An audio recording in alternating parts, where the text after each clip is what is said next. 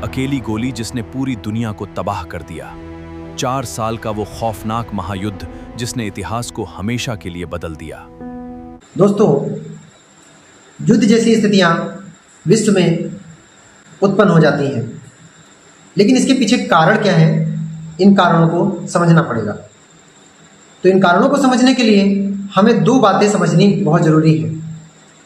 एक है जिसको हम कहते हैं साधारण राष्ट्रवाद और दूसरा है अंध राष्ट्रवाद। ये राष्ट्रवाद के ही 2 भाग हैं, 2 भावनाएं हैं, राष्ट्रवाद और अंध राष्ट्रवाद। तो राष्ट्रवाद क्या है और अंध राष्ट्रवाद क्या है, इस बात को आइए समझेंगे, जानेंगे और भारत की जनता में कौन सी भावनाएं पनप रही हैं इसको भी समझने का प्रयास करेंगे और उधर नेपाल किस राष्ट्रवाद की आग में जल रहा है ये भी समझने का प्रयास करेंगे कि विश्व युद्ध जैसी ऐसी भयानक और विनाशकारी स्थिति क्यों यूरोप में उत्पन्न हो गई।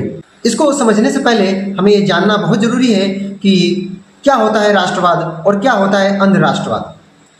तो राष्ट्रवाद 2 प्रकार का होता है, एक तो साधारण राष्ट्रवाद और दूसरा होता है अंध राष्ट्रवाद।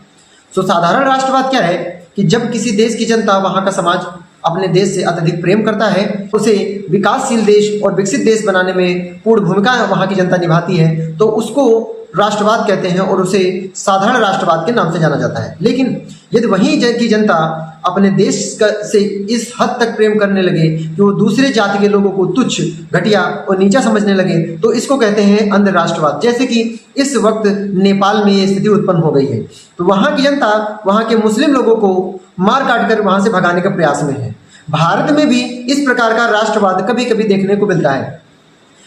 यहाँ पर भी जो बाहुल्य हैं वो अन्य धर्म के लोगों को तुच्छ और घटिया समझने का प्रयास करते हैं, जिसकी वजह से आपस में